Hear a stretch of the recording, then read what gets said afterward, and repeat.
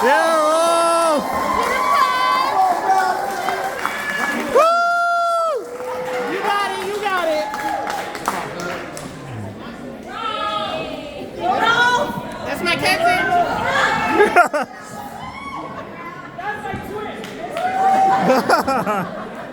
Let me explain how y'all messed up. First of all, you took me after Kaplan, and secondly, you give an English major the task of writing a short speech, and that's probably not going to happen. My apologies already.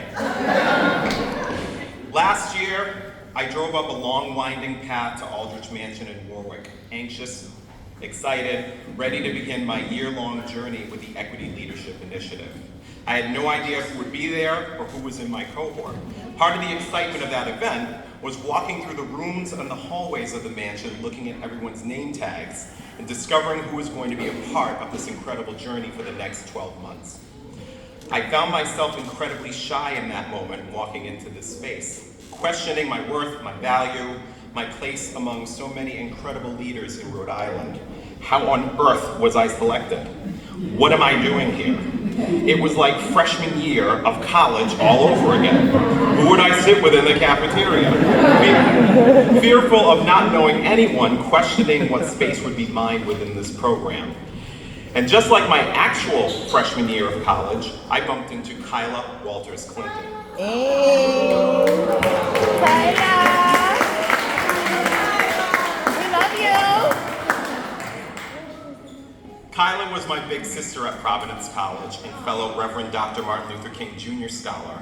With her warm heart, generous spirit, and arms wide open as one of the state's best huggers, she began to introduce me to everyone in the room, graduates, alumni, board members, the room where it happens, all the most amazing people in one place.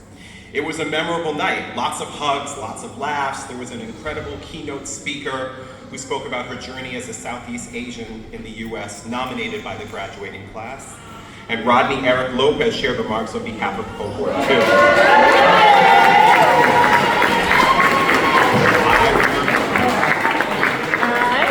There will be no dancing on the stage tonight.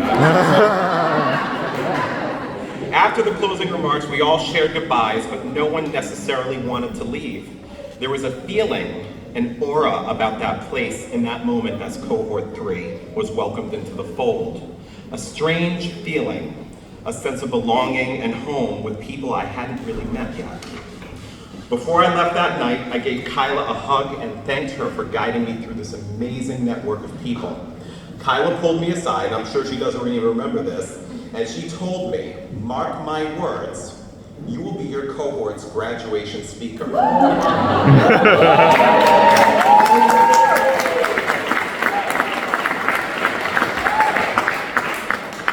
I told her if she was right, I would buy her a drink. So, Kyla Walters, you need to get down here on behalf of my humble self. She's right there. She's right there.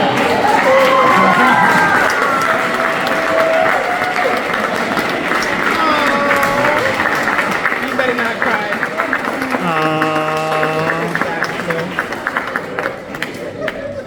The lesson learned here for everyone, never ever bet against black women. And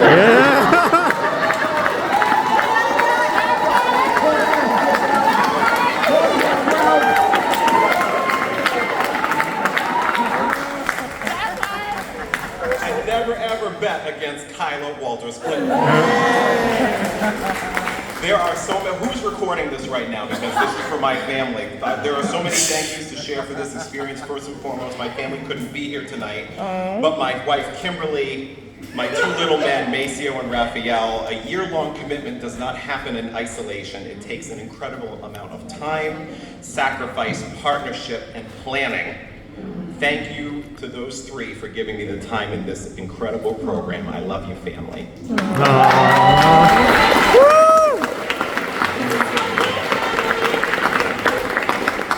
Not sure if she's here either, but Torelli Aviati for kicking me in the butt to apply for this program. Thank you so much, Relly.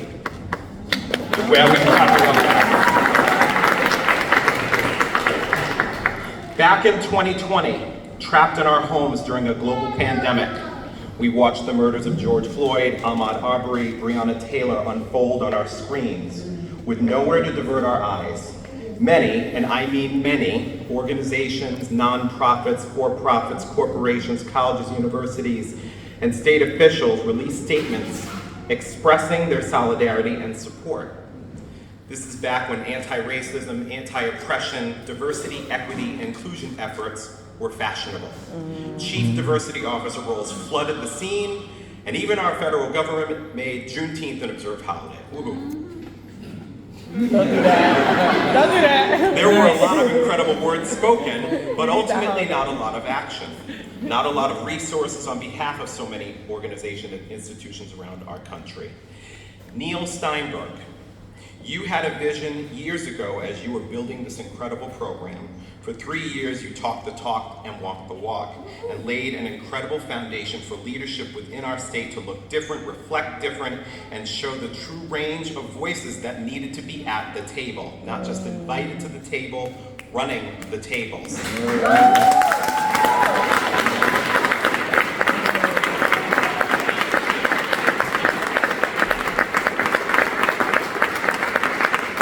Angie shared some of the history of the first cohort and how Neil would join every single session, meet with the cohort members for hour-long conversations each, and then would correspond with Angie almost every day. Hey, I had this amazing conversation with so-and-so. Neil, I have only met you once, I think, but thank you so much for building something incredibly special and important that no other state in the entire country has been able to emulate.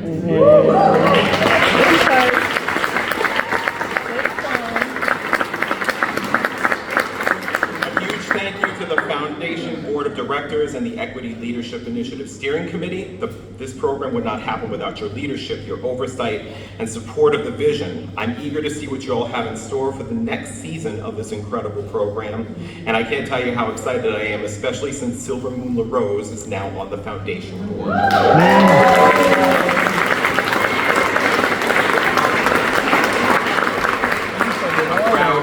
Graduate and evidence of the impact of this program. Thank you to David Cicilline for steering the larger ship and for supporting this program, for holding space with the board members, the leadership, and supporting this work as you get your sea legs with the foundation. As I told you in our 15-minute meeting, my father, rest his soul, had fond memories of you and your leadership in this state. Leaning into the motto of this great state, I am hopeful that going forward, your leadership and impact will be reflective of the communities that the foundation continues to serve, especially this incredible initiative.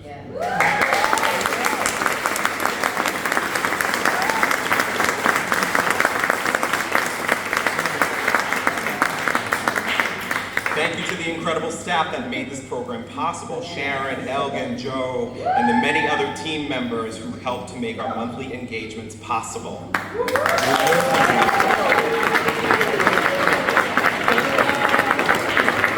know they're all scattered in here, but thank you to our facilitators and our coaches who came and shared their incredible knowledge, time, and expertise with us. Your experiences, the lessons you've learned and carried in your careers became our content knowledge. You helped elevate each one of us with your unique skill set and expertise. Thank you so much.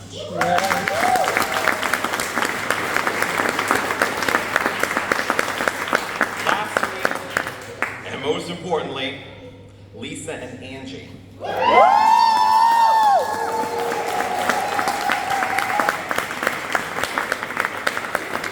Intro sessions, to the application process, to the welcome reception, graduation, and all the sessions in between. The learning that took place with our team, not just the content from our incredible facilitators, but the deep learning about each other, about ourselves. This was all your impact. None of the magic that is ELI could have happened if you two hadn't set such an incredible tone for us early in the program. You created safety, you created confidentiality, you created comfort. You gave us comfort food. Yeah!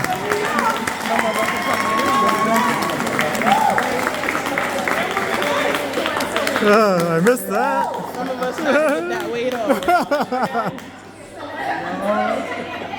You helped Cohort 3 gain 126 pounds. Yeah! And we will never eat that good again, Cohort 3. So much cake, so much cake. Every single detail was captured. Content, meals, birthday celebrations, and the many milestones we celebrated and acknowledged together. And because of all that care you poured into this program, into us, you forged lifelong friendships amongst our cohort and all the other cohorts prior. There is no ELI without the two of you.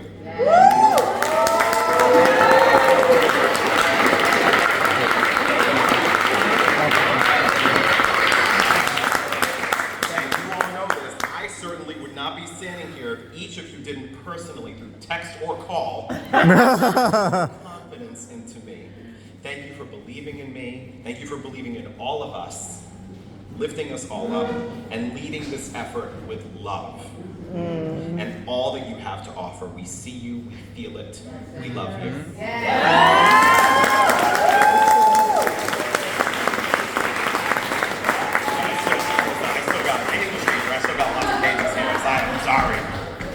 This program is a long commitment. You okay?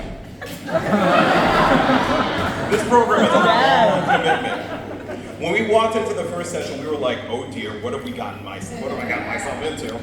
Bobby Brito Oliveira shared how apprehensive he was about applying for ELI from the beginning. Many of us have overflowing workloads in our current roles, and at first glance, great, another commitment to add to my growing list. We gathered in the meeting space, went around and did our typical elevator pitch introductions that you would share with business associates. But after the formalities were over, it got very personal, very vulnerable, very quickly. But rather than having that feeling of depletion that we often feel in the day-to-day grind, we would leave each ELI session feeling fulfilled. Certainly it's understandable to enter a new space with new people and have your guard up. It's your body's natural defense system. But as our sessions went on, as we learned more about each other, our work, our families, our passions, our goals, those walls began to weaken and crumble. Our sessions were always loud, bold, proud. Our cohort members quickly built upon the careful foundation that Angie and Neil laid for us several years ago. Moises captured the spirit well when he shared with our group, this is the place to brag about yourself. Yeah.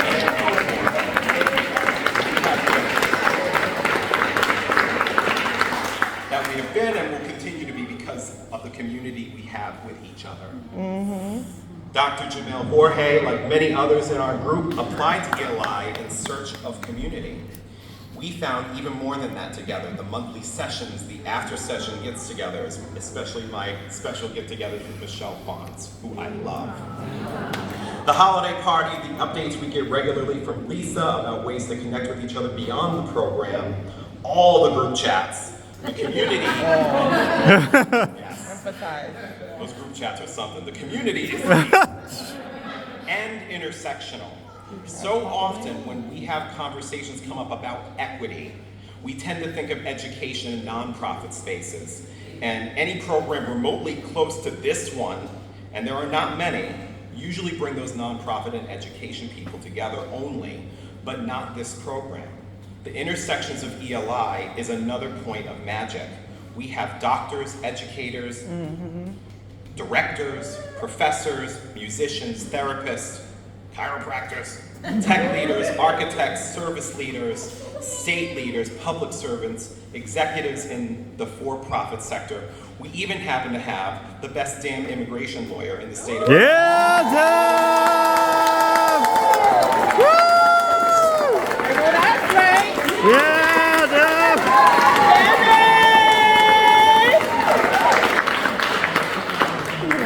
and likely the country. Imagine having all those people in the same room to share, to network, to learn, to cross-collaborate, to build across the very siloed nature of our work and industries. The community here is unlike anything I've seen. Jamel said it best, quote, "This is a beautiful group of friends and colleagues who are fiercely passionate, inspiringly brave, and set the example and standard for what it means to continually learn and lead. 1 year together feels like just the starting line of realizing our collective power as community to support each other and lead equitable change." Thank you. Damn.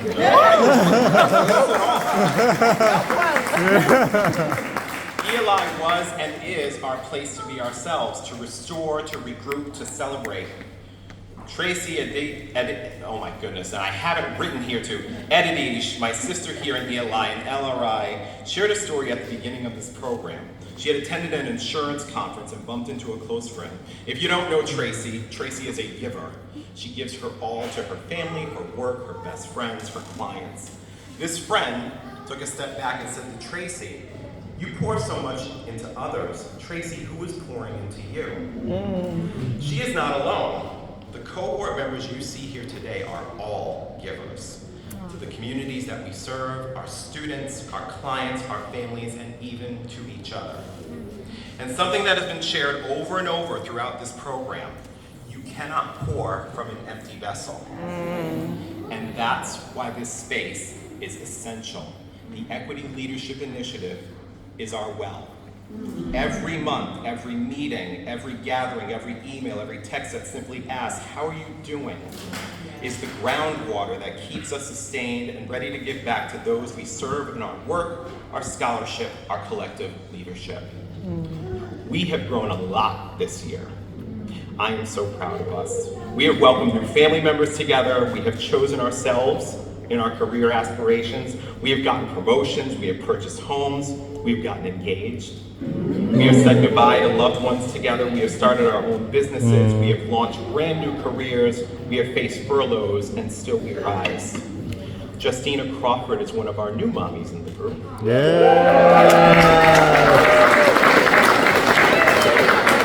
Eli arrived at the right time for her to realize what is truly important. She said, "At the end of the day, a job is a job.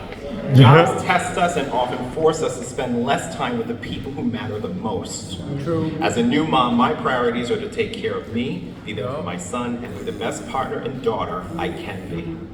She is all of those things.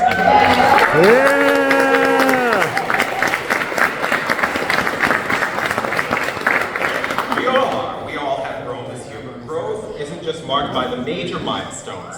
I am especially proud of our introverts, who found their comfort in this family, spoke up, and always showed up to support others.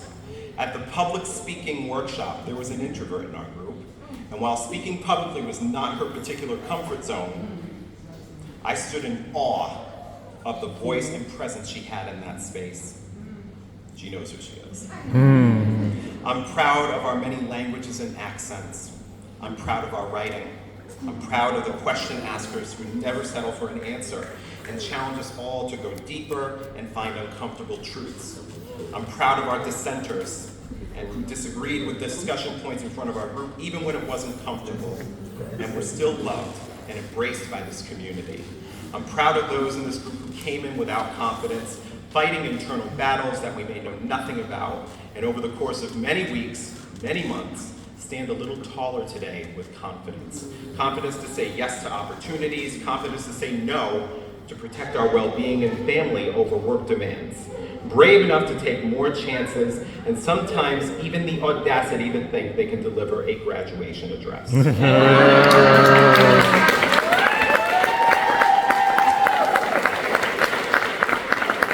Here, Ralph.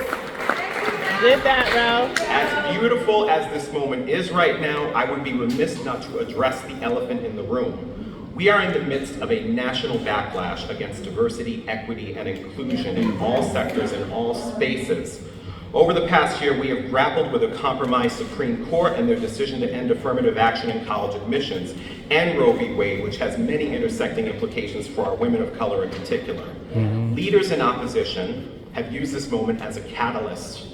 We have watched entire offices supporting equity defunded. We have watched whole states ban trainings that help center historically excluded voices and experiences. Entire curriculums in schools for our little people are being rewritten or eliminated. Some places do not talk about Bruno, or it's like Voldemort. You are not even allowed to say DEI anymore. And not to make this into a political discussion or conversation, but there are real threats to all of this work that we do. And who does all the work that we do? All the faces in this group, all the social movements, decades of civil rights work, all seemingly on the brink come November. The political divides in this country feel more like deep fault lines causing regular tremors, and it feels like the big one is coming. Even this very event feels a little different than our past graduations. In the past, we would be welcoming our new Cohort 4 members of ELI. We would be telling them all the things to look forward to in this program and how to take advantage of every opportunity in front of them. Taking nothing away from this very beautiful occasion, there is an emptiness to this event without our next cohort here. During some of the last sessions, we had some wonderful consultants join our space to look at the content, the educational sessions, the coaching, all working behind the scenes to determine what the next season of ELI looks like.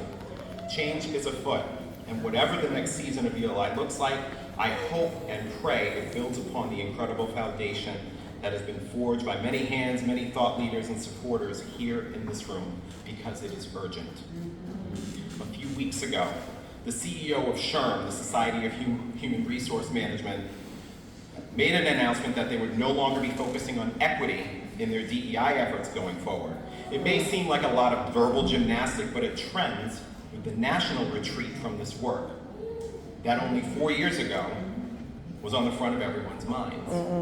Back in 2020, trapped in our homes during a global pandemic, we watched the murders of George Floyd, Ahmaud Arbery, Breonna Taylor unfold on our screens with nowhere to divert our eyes. 4 years later, many, and I mean many, organizations, nonprofits, for-profits, corporations, colleges, universities, and state officials have taken down their statements expressing their solidarity and support. Anti-racism, anti-oppression, diversity, equity, and inclusion efforts are not as fashionable anymore. Chief diversity officer roles have vanished, but hey, we still have Juneteenth as a federally observed holiday. A lovely acknowledgement, but no one ever asked for a day off. We do not have the privilege of having a day off from being black and brown in this country, but we do.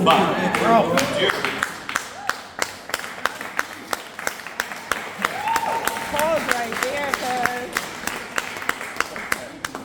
But we do have the privilege, through this program, to boldly work towards equity.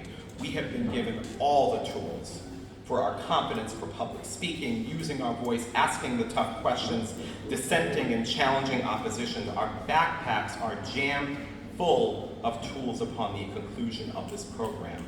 And I truly believe there are no accidents that this group has been together at a time in this country when equity has been in the crosshairs in ways we haven't seen in this generation. Our workplaces need us, our communities need us, our little people need us, our families need us. Let me close, finally, with a few asks. To our board, to Angie, to David, to the many hands that have contributed to all of us, keep this effort going.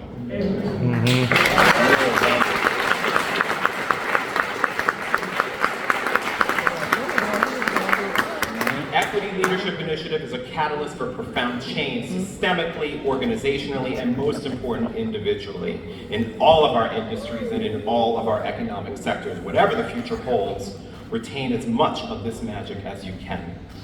To my beloved cohort, do not take for granted the tools we have been given this past year. We have a lot of work to do in this state. Even if Rhode Island is not destined to be your forever home, the impact of this program will bloom wherever you are planted. Pour what you can into those we care for and serve in this moment of increased scrutiny. Pour with renewed purpose, with courage, with compassion, and an unwavering commitment to justice. And when you are feeling depleted, when the mountain ahead proves to be too steep, if your strength is faltering, remember to rest. Maybe rest for you means napping, maybe it means unplugging from tech, or maybe it means vibe out to some 90s R&B liquid lounge style music. Yeah. But rest. And most importantly, remember to stay hydrated. Don't forget to come back to the well, refill, restore, and lean on this incredible family who will remind you just how good you are. Congratulations.